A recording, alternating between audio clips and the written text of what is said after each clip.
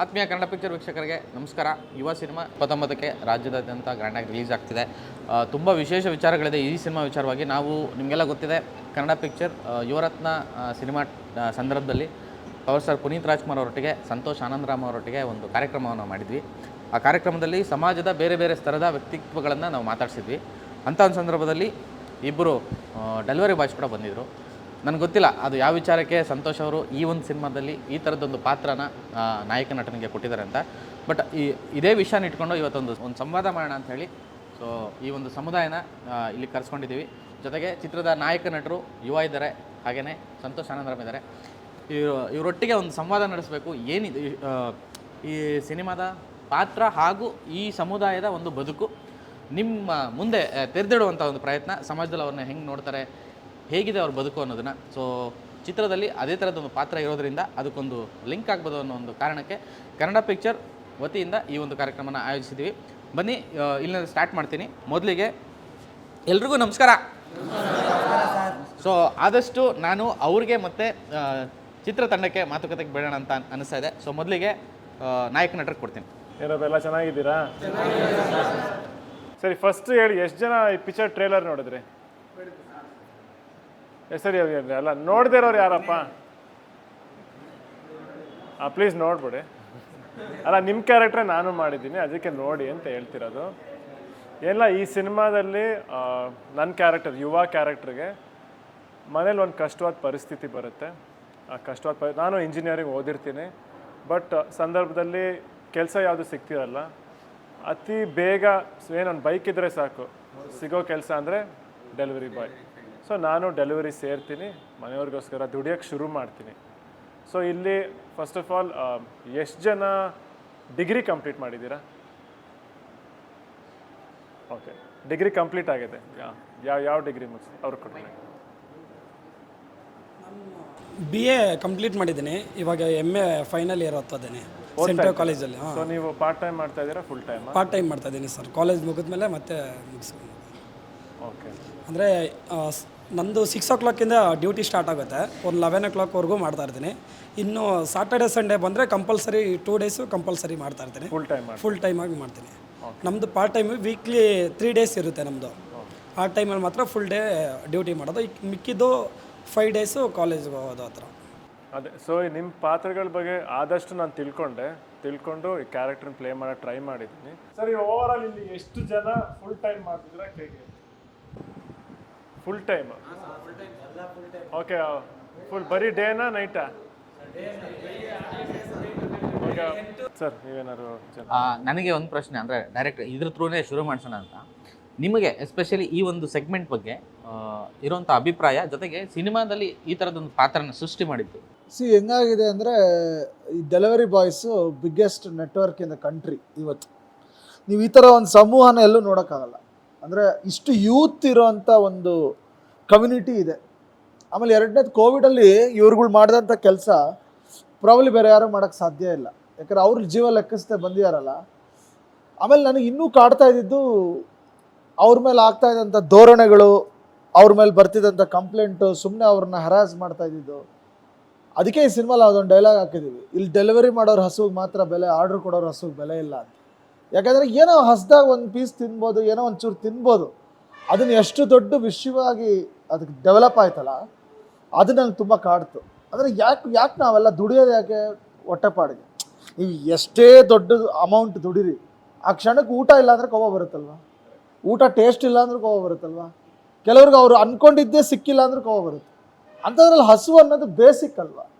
ಅಕಸ್ಮಾತ್ ತಿಂದರು, ಲೇಟ್ ಬಂದರು. ಈಗ ಮಳೇಲಿ ನಾವೇನೇ ಬರ್ತಾಯಿದ್ರೆ ಮನೆಯಿಂದ ಫೋನ್ ಬರುತ್ತೆ, ಸ್ಲೋ ಆಗಿ ಬನ್ನಿ ಮಳೆ ಬರ್ತಾ ಇದೆ ಅಂತ. ಇನ್ನು ಅವ್ರು ಸ್ಲೋ ಬಂದರೆ ಒಂಚೂರು ತಪ್ಪೇನು ಅಂತ ನನಗೆ ಆ ಪ್ರಶ್ನೆಗಳು ಹುಟ್ಟಿದಾಗ ಈ ಸ್ಕ್ರಿಪ್ಟ್ ಡೆವಲಪ್ ಆಗುವಾಗ ಅನಿಸಿದ್ದು, ಇದು ಕೆಲವು ಕಾರಣಗಳಿಂದ ಗುರು ಕ್ಯಾರೆಕ್ಟ್ರಿಗೆ ಕೆಲಸ ಸಿಗಲ್ಲ ಈ ಸಿನಿಮಾದಲ್ಲಿ. ಆಗ ಏನು ಮಾಡಿಸ್ಬೋದು ಅಂದಾಗ, then we thought delivery boys ಆ ಒಂದು ನೆಟ್ವರ್ಕ್ ಇದೆಯಲ್ಲ, ಆ ನೆಟ್ವರ್ಕಲ್ಲೇ ಗುರುನ ಬಿಟ್ಟರೆ ಚೆನ್ನಾಗಿರುತ್ತೆ. ಯಾಕಂದರೆ ಅದು ಒಂದು ಸ್ವಾವಲಂಬಿಯಾಗಿ ಬದುಕೋದಕ್ಕೆ ಮನುಷ್ಯನಿಗೆ 100 ದಾರಿ. ಯಾವುದು ಅದೇ ಡಿಗ್ನಿಟಿ ಅನ್ನೋದು ನಾವು ಮಾಡೋ ಕೆಲಸದಲ್ಲಿರಲ್ಲ, ನಾವು ಹೇಗೆ ಬದುಕ್ತೀವಿ ಅನ್ನೋದ್ರಲ್ಲಿ ಇರುತ್ತೆ ಅಂತಾರಲ್ಲ. ಇವರೆಲ್ಲ ಈಗ ನಮ್ಮ ಮನೇಲಿ ಎಷ್ಟೋ ಸತಿ ಗಂಡಸರಿರಲ್ಲ, ದೊಡ್ಡವ್ರು ಇರಲ್ಲ, ಬರೀ ಲೇಡೀಸ್ ಇರ್ತಾರೆ, ಮಕ್ಳು ಇರ್ತಾರೆ. ಅಂದರೂ ಇವರೆಲ್ಲ ಬಂದು ಎಷ್ಟು ಡಿಗ್ನಿಫೈಡ್ ಆಗಿ ಆರ್ಡ್ರ್ ಕೊಟ್ಟು ನಡ್ಕೊಂಡು ಹೋಗ್ತಾರಲ್ಲ, ಆ ಡಿಗ್ನಿಟಿ ನಾನು ನೋಡಿದ್ದೀನಿ.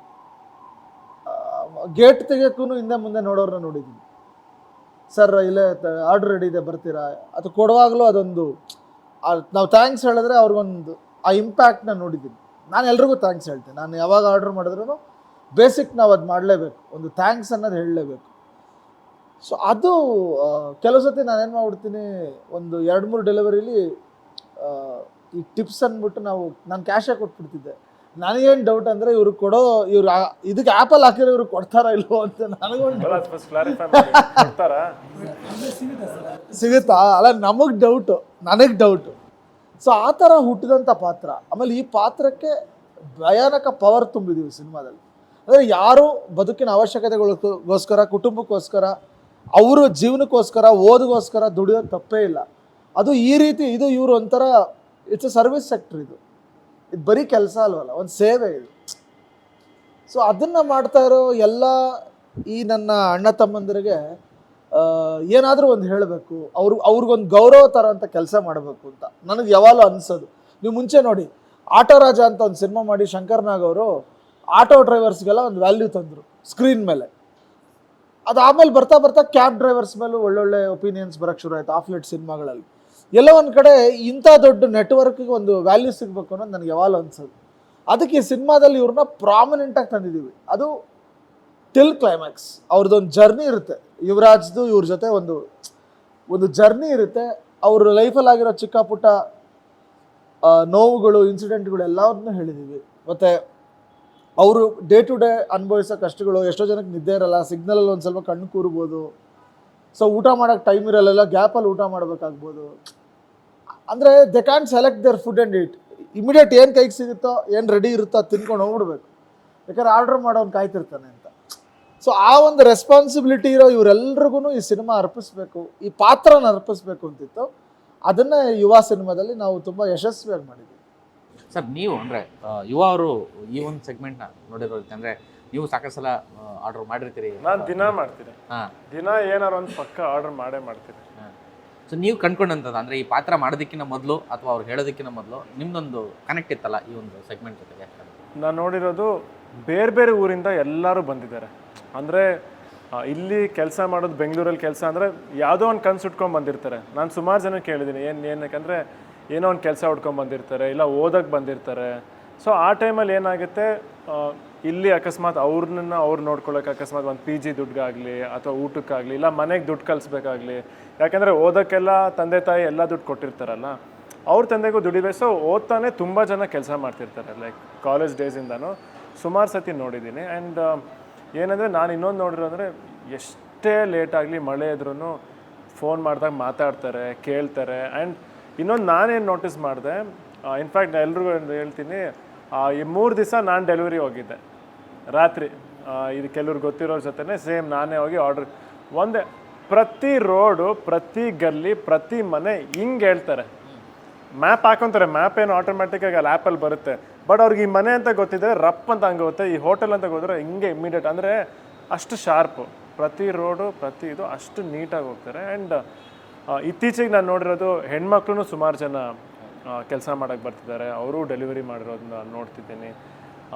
ಒಂದು ಸತಿ ನೋಡಿದೆ ಸರ್, ಇಬ್ಬರು ಗಂಡ ಹೆಂಡ್ತಿ ಬಂದಿದ್ರು ಆರ್ಡ್ರ್ ಕೊಡೋಕ್ಕೆ. ಅದರಲ್ಲಿ ಗಂಡ ಬೈಕ್ ಓಡಿಸ್ತಿದ್ದ, ಯಾಕಂದರೆ ಏನಾಯಿತು, ಹೆಂಡ್ತಿ ಅವ್ರು ಬಂದ್ಬಿಟ್ಟು ಆರ್ಡ್ರ್ ಕೊಟ್ಟೋದು. ನೀವಿಲ್ಲ, ಅದೇ ನಾವಿಬ್ಬರು ಒಟ್ಟಿಗೆ ಮಾಡ್ತಾಯಿದ್ದೀವಿ. ಸೊ 2 ಫೋನ್ ಇದೆ, ಯಾವ್ದು ಆರ್ಡ್ರ್ ಬರುತ್ತೆ ಕ್ವಿಕ್ಕಾಗಿ ತೊಗೊಂಡು ಇಬ್ಬರು ಕೆಲಸ. ಸೊ ಆ ಥರ ಸುಮಾರು ಸಿಚುವೇಶನ್ಸ್ ನೋಡಿದ್ದೀನಿ. ಆ್ಯಂಡ್ ಇನ್ಫ್ಯಾಕ್ಟ್ ನನಗೆ ಡೆಲಿವರಿ ಅನ್ನೋದು ತುಂಬ ಹತ್ತಿರ ಆಗಿದ್ರೆ ಪ್ರತಿ ದಿವಸ ಏನಾರು ಒಂದು ಆರ್ಡ್ರ್ ಮಾಡ್ತೀನಿ ತೊಗೊಂಡು. ಅಂದರೆ ನಮ್ಮ ಲೈಫ್ ಅಷ್ಟು ಅನುಕೂಲ ಆಗಿದೆ ಇವತ್ತು. ಅಂದರೆ ನಮ್ಗೆ ಏನೇ ಬೇಕಂದ್ರೂ, ಇವಾಗ ಒಂದು ತರಕಾರಿ ತರಬೇಕಂದ್ರೂ ಅಥವಾ ಏನೋ ಒಂದು ವಸ್ತು ಬೇಕಂದರೆ ಅಮೆಝಾನ್ ಅಥವಾ ಫ್ಲಿಪ್ಕಾರ್ಟ್ ಏನೋ ಒಂದು ಆರ್ಡ್ರ್ ಮಾಡ್ತೀವಿ. ಆ್ಯಂಡ್ ಎಸ್ಪೆಷಲಿ ಊಟ ಕರೆಕ್ಟ್ ಟೈಮ್ ಎಲ್ಲೋ ಇರ್ತೀವಿ.